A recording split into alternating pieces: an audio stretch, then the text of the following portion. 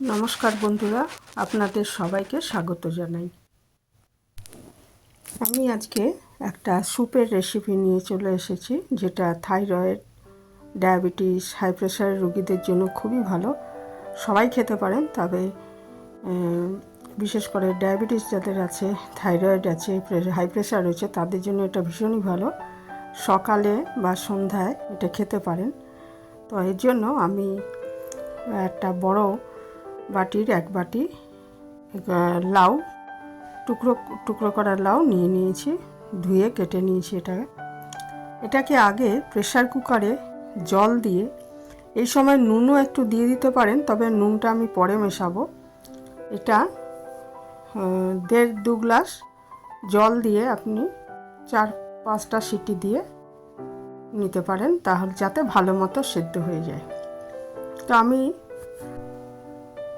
এটা ওই 1.5 গ্লাস মতো জল দিয়ে দিয়েছি, দিয়ে 4-5টা সিটি দিয়ে সেদ্ধ করে নিলাম। তারপরে ঠান্ডা করে নিয়েছি, ঠান্ডা করে নিতে হবে। নিয়ে এটা গ্রাইন্ডারে আমি একটু এটা পেস্ট করে নিয়েছি। তারপর একটা ননস্টিক কড়াইতে আমি 1 চামচ বাটার দিয়ে দিলাম। বাটারের বদলে ঘিও দিতে পারেন। দিয়ে একটু আদা কুচি দিয়ে দিলাম। দিয়ে দিচ্ছি 3 কোয়া রসুন আমি কুচি করে রেখেছি, সেটা এরপরে দিয়ে দেবো। আগে একটু আদাটা ভেজে নিচ্ছি হালকা করে, তারপরে এর মধ্যে আমি 3 কোয়া রসুন টুকরো করে রেখেছি, সেগুলো দিয়ে দিলাম। দিয়ে এই দুটোই একটু ভেজে নিতে হবে, যাতে এদের কাঁচা গন্ধটা চলে যায়, তাহলেই হবে।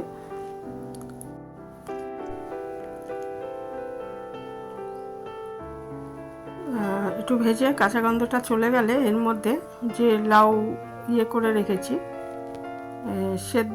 সেদ্ধ করা লাউটা যে পেস্ট করে রেখেছি, সেটা আমি আমুল ঘি ব্যবহার করে মাখন ব্যবহার করেছি এতে।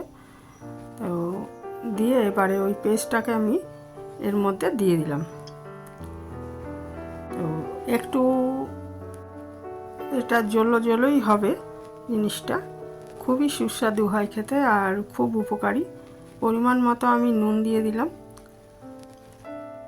নুন খুব বেশি দেওয়ার দরকার নেই, তাহলে বাজে লাগবে খেতে, কারণ এটা তো শুধু খাওয়া হবে। কাজেই এটার মধ্যে আমি পরিমাণ মতো নুন দিয়ে দিচ্ছি একটু গোলমরিচের, মানে এখানে 8টা মতো গোলমরিচ আমি গুঁড়ো করে রেখেছিলাম, সেটা দিয়ে দিলাম। গোলমরিচটা আপনি পরেও মেশাতে পারবেন, আমি এখনই দিয়ে দিলাম। দিয়ে একটু ফুটিয়ে নিচ্ছি। এটা ফুটিয়ে নিয়ে এটা এর মধ্যে আমি দেখুন আঁচটা আমি বন্ধ করে দিয়েছি। আঁচটা বন্ধ করে দিয়ে এর মধ্যে একটা গন্ধরাজ লেবুর পাতা দিয়ে দিলাম, আর অর্ধেকটা পাতিলেবুর রস দিয়ে দিচ্ছি। এই পাতিলেবুর রস দেওয়া এবং এই যে গন্ধরাজ লেবুর পাতাটা দিয়েছি, এটা কিন্তু আঁচটা বন্ধ করার পরেই দেবেন, না হলে ভিটামিন সিটা উড়ে যাবে এবং তিতো ভাব চলে আসতে পারে।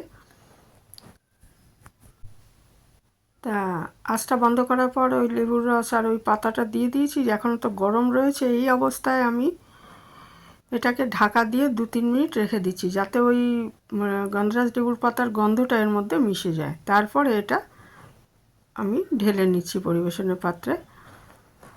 তো ভীষণই ভালো হয় খেতে। এটা ব্রেডের সাথে খেতে পারেন বা শুধুও খেতে পারেন, সাথে একটু ডিম সেদ্ধ নিয়ে নিলেন, তাহলে এটা কিন্তু একটা আদর্শ ব্রেকফাস্ট হতে পারে। এই ছিল আমার আজকের রেসিপি, শেষ করলাম।